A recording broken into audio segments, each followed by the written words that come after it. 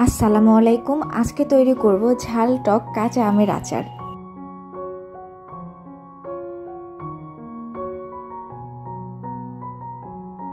প্রথমে আমগুলো কুচি কুচি করে কেটে নিতে হবে। আমগুলো লবণ দিয়ে মাখিয়ে কিছুক্ষণ রেখে দিতে হবে যেন পানিগুলো বের হয়ে আসে। এখন আমগুলো চিপে পানিগুলো ফেলে দিয়ে একটি ঝুড়িতে নিয়ে নিচ্ছি। এই আমগুলো শুধু একদিনের জন্য রোদে দিব, সম্পূর্ণ শুকাতে হবে না। এখানে একটি ছোট রসুন আর 10 থেকে 12টা কাঁচা মরিচ ব্লেন্ডারে হালকা আধ ভাঙা করে নিব। শুকিয়ে রাখা কাঁচা আমে দিয়ে দিচ্ছি 1 টেবিল চামচ সরিষা বাটা, স্বাদ মতো লবণ।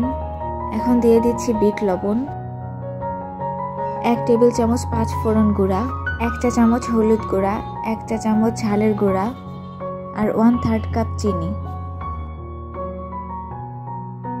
বেটে রাখা রসুন আর ঝালের পেস্টটাও দিয়ে দিচ্ছি। 2 টেবিল চামচ পরিমাণ সরিষার তেল।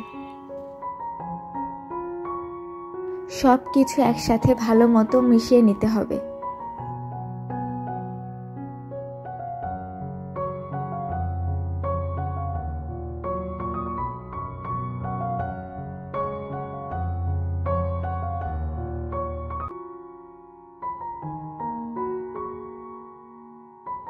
এখন একটি পাত্রে 1 কাপ সরিষার তেল দিয়ে দিতে হবে। দিচ্ছি হলুদ আর ঝালের গুঁড়া, এই দুটো তেলের মধ্যে দিলে সুন্দর একটা কালার আসে।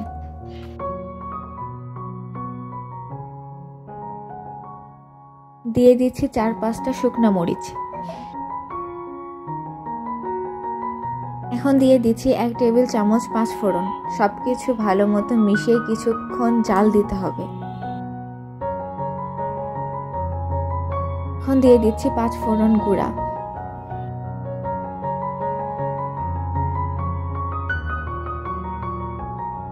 তেল একদম গরম হয়ে গেলে এগুলো এখন আমের মধ্যে দিয়ে দিতে হবে গরম থাকা অবস্থাতেই।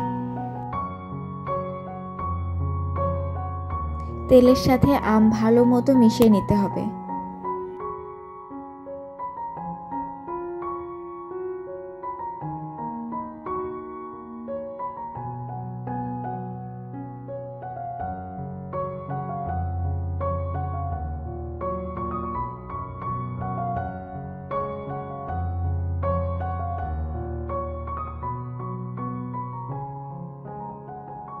খুব সহজেই তৈরি হয়ে গেল ঝাল টক কাঁচা আমের আচার।